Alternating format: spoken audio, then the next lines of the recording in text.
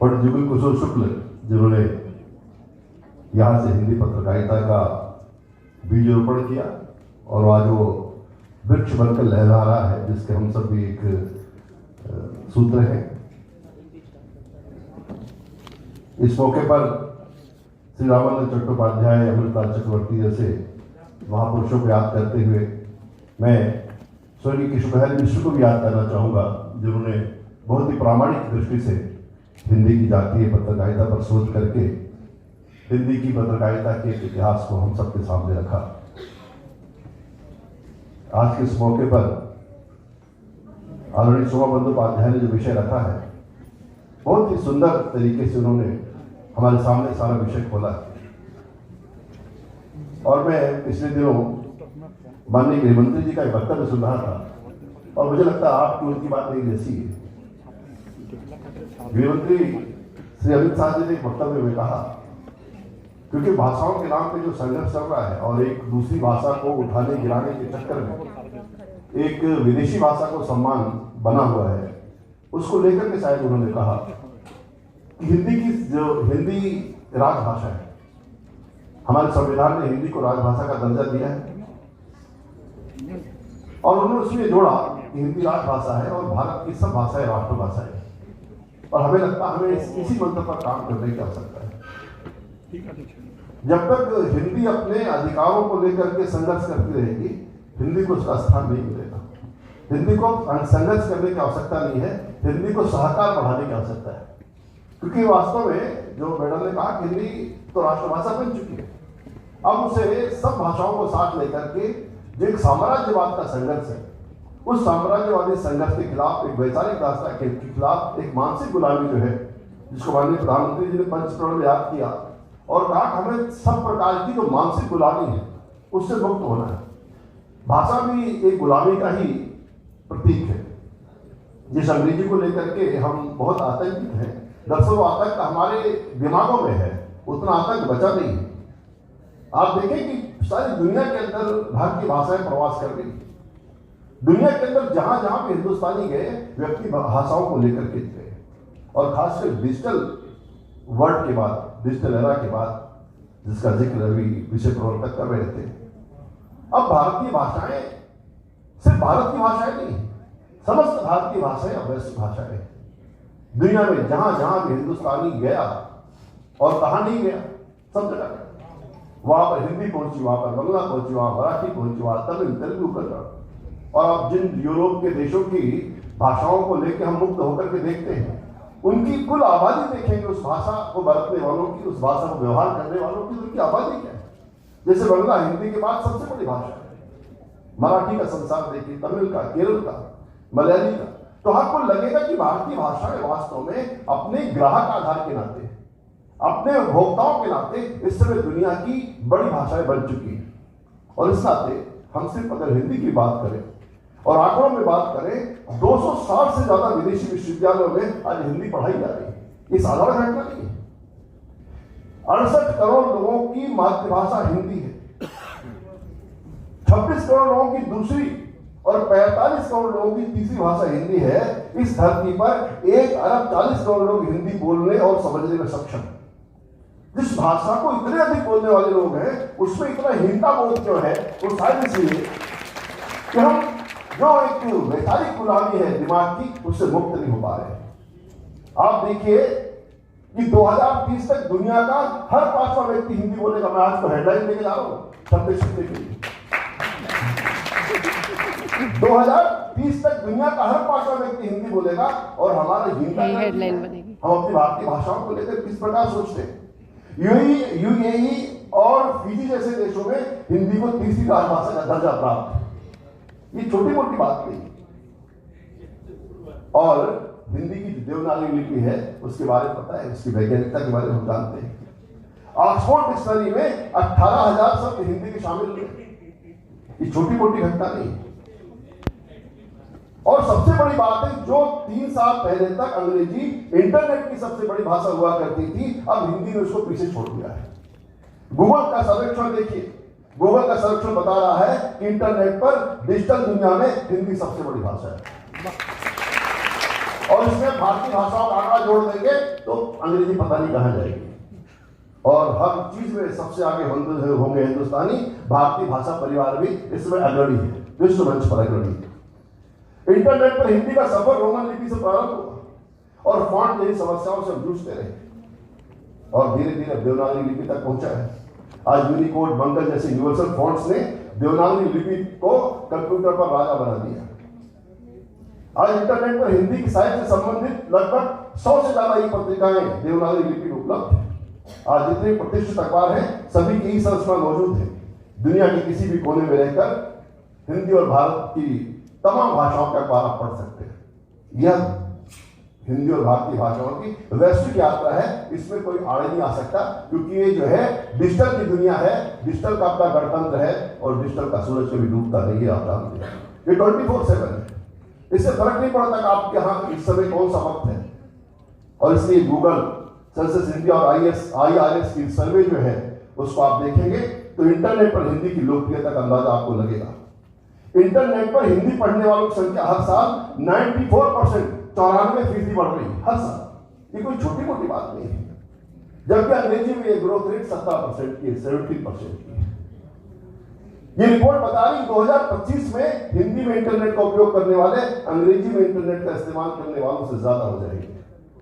मुझे लगता है कि चित्र निराशाजनक नहीं है।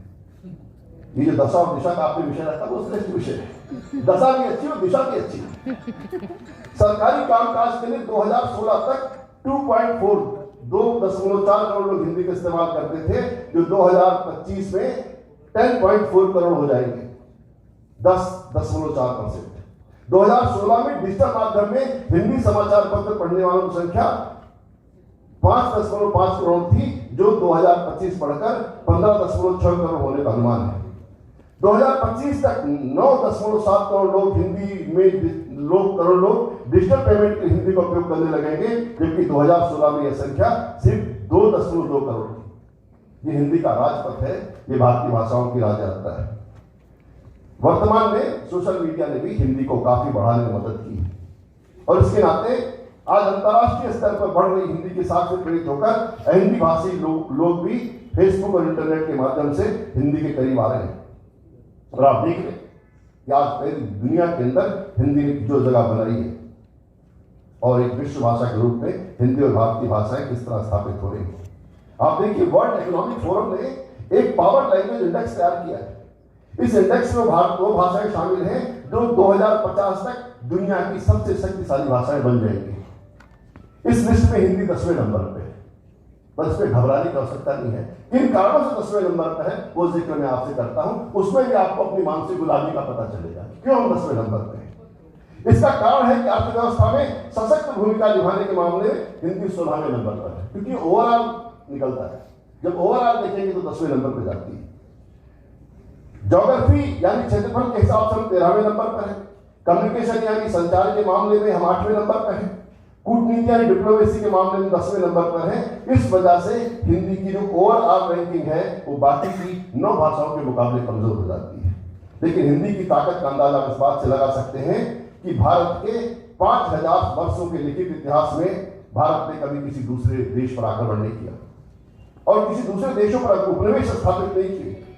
इस इंडेक्स में अगर अंग्रेजी पहले नंबर पर है तो इसका कारण यह है अंग्रेजों द्वारा दूसरे देशों पर अपना उपनिवेश बनाना। स्पेन, फ्रांस, पुर्तगाल, अरब देशों का इतिहास भी इस बात का गवाह है कि इन देशों ने दूसरे देशों पर हमला करके वहां अपनी भाषा और संस्कृति का प्रचार प्रसार किया। चीन इस लिस्ट में दूसरे नंबर पर है क्योंकि पिछले कुछ महीनों पहले तक चीन दुनिया का सबसे बड़ी आबादी वाला देश था और वहां के लगभग 140 करोड़ लोग चाइनीज ही बोलते और लिखते थे। और चाइनीज कैसे बुलवाई गई, कैसे सिखाई गई आप जानते हैं। क्या भारत में वो प्रयोग कर सकते हैं? नहीं कर सकते, क्योंकि भारत में डेमोक्रेसी है जहां हर आदमी की अपनी आजादी है। चीन में इंटरनेट और सोशल मीडिया पर वहां की भाषा मैंड्रिन का इस्तेमाल किया जाता है, क्योंकि वहां की सरकार आपका चैनल चलने नहीं देगी अगर आप उस भाषा में चलाते नहीं तो।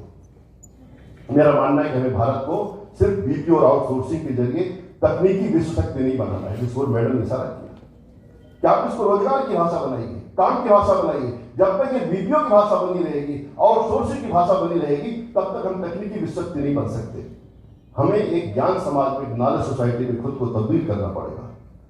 तकनीक भारत में सामाजिक परिवर्तनों का, आर्थिक विकास का एक जरिया बन सकती है और भारतीय भाषाओं की इसमें बहुत बड़ी भूमिका होने वाली है।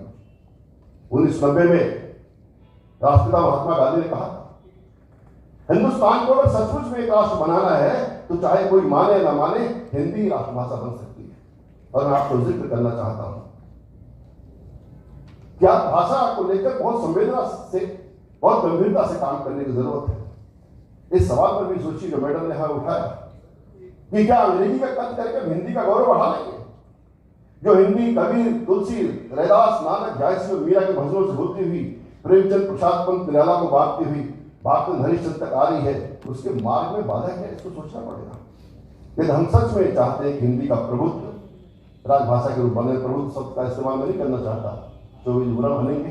प्रभुत्व तो होना नहीं चाहिए, स्वीकार्यता होनी चाहिए, एक्सेप्टेंस। तो हमें इसके प्रचार प्रसार को बढ़ावा देना पड़ेगा। हमें उन नौजवानों पर भरोसा करना पड़ेगा जो नए भारत के निर्माण के तैयार हैं, जो अपनी जड़ों की तरफ लौटना चाहते हैं। और मैं आपसे कहना चाहता हूं, ऐसे चेहरे हमने देखे हैं जो भारत की बात भारतीय भाषाओं में कर रहे हैं, जो अंग्रेजी में दक्ष हैं कि तो अपनी भाषाओं को लेकर बहुत गर्व से भरे हुए। उनमें HMT यानी हिंदी मीडियम टाइप या वर्नाकुलर पर्सन कहलाए जाने की हीनता नहीं है, बल्कि अपनी भाषा से, अपने काम से लोगों का और दुनिया का भरोसा जीत रहे। हिंदी और भारतीय भाषाओं के इस समय में देश ऐसे युवाओं का इंतजार कर रहा है जो अपनी भारतीयता को उसकी भाषा में, उसकी परंपरा में, उसकी संस्कृति के साथ समग्रता में स्वीकार करेंगे, जिनके लिए परंपरा और संस्कृति बोझ नहीं बल्कि उनके गौरव का कारण है। ये नौजवान अनेक क्षेत्रों में सक्रिय है।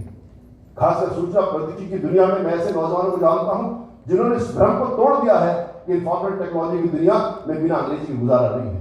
ऐसे नौजवानों ने हिंदी और भारतीय भाषाओं का मार्ग सुगम किया है। ये लोग भी भरोसा जगा रहे हैं, ये भारत को भी जगा रहे हैं। आज भरोसा जगा के ऐसे कई दृश्य हैं जिनके श्रीमुख से, कलम से, कीबोर्ड से व्यक्त होती हुई हिंदी और भारतीय भाषाएं इस देश की ताकत बनी है। मैं आपसे बड़ी विनम्रतापूर्वक कहना चाहता हूँ, ये डिजिटल समय है, इस डिजिटल समय ने हिंदी और भारतीय भाषाओं को वैश्विक दुनिया दी है। आज हमारे गीत, संगीत, लोक परंपराएं सब वैश्विक स्तर पर सुने और सराहे जा रहे हैं। जिस तरह से इस जमाने में हिंदी फिल्मों ने क्रांति की थी, दुनिया भर में लोगों ने हिंदी फिल्मों की दीवानगी के चलते हिंदी सीखी थी। कभी बाबू देवकी नंदन खत्री के उपन्यास को पढ़ने के लिए लोगों ने हिंदी सीखी थी। लगभग वही दीवानगी डिजिटल मीडिया ने, यूट्यूब ने और सोशल चैनलों ने पैदा की है। आज जिसके पास श्रेष्ठ होगा, लोग उसके पास जरूर आएंगे। अगर हम श्रेष्ठतम देना चाहेंगे, श्रेष्ठतम देने की क्षमता में होंगे, तो आज नॉलेज सोसाइटी बन रही है। इस नॉलेज सोसाइटी में हमारा योगदान होगा तो निश्चित रूप से हमारी भाषा के पास लोग आएंगे। क्या हमारी भाषा में वो सामर्थ्य है? क्या हमारी भाषा में वो ज्ञान शक्ति है? क्या हमारी भाषाओं में सूचनाओं के अलावा ज्ञान संसार की चीजें हैं? अगर हम उन चीजों को अपनी भाषा में लेकर आते हैं, उसको रोजगार की, ज्ञान की, विज्ञान की, अनुसंधान की भाषा बनाते हैं, लोग जरूर आपकी भाषा के पास आएंगे। इस बात को कहने मुझे कोई संकोच नहीं है। और मैं कहता हूं, बहुत लंबे समय के बाद हिंदी को एक राजनीतिक संरक्षण मिला है, बहुत लंबे समय के बाद। इस दृश्य को भी समझिए। आज गुजरात से आए हुए हमारे प्रधानमंत्री, हमारे गृहमंत्री आज भारतीय भाषाओं को जो सम्मान दे रहे हैं, और केवल हिंदी की बात नहीं कर रहे, भारतीय भाषाओं की बात कर रहे हैं। ये बहुत एक रणनीतिक कदम भी है और एक श्रेष्ठ कदम भी है। क्या आप हिंदी और समस्त भारतीय भाषाओं को साथ लेकर चलने का समय है? और मैं बदले हुए दृश्य को देख रहा हूँ। अगर मैडम में बेंगलोर में माउंट कार्मेल कॉलेज में गया, 75 साल पुराना कॉलेज है, उसके जलसे में गया था मैं।